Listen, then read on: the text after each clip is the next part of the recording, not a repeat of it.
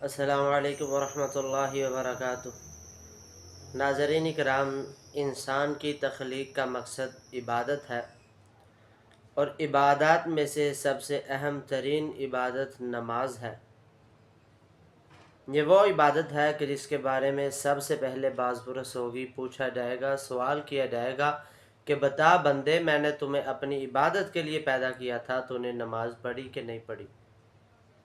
سب سے پہلا سوال ہوگا قیامت کو نماز کے بارے میں۔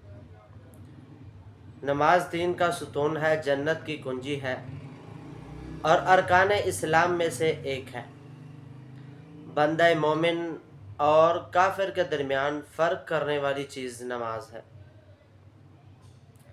اسی وجہ سے دور رسالت مآب صلی اللہ علیہ وسلم میں جو بندہ مسلمان ہوتا، اسلام قبول کرتا، سب سے پہلے اسے نماز سکھلائی جاتی۔ نماز انسان کو بے حیائی سے روکتی ہے، فحاشی سے روکتی ہے۔ اتل ما اوحی الیک من الکتاب واقم الصلاۃ ان الصلاۃ تنہی عن الفحشاء والمنکر۔ نماز تو بندے کو بے حیائی اور فحاشی سے روکتی ہے۔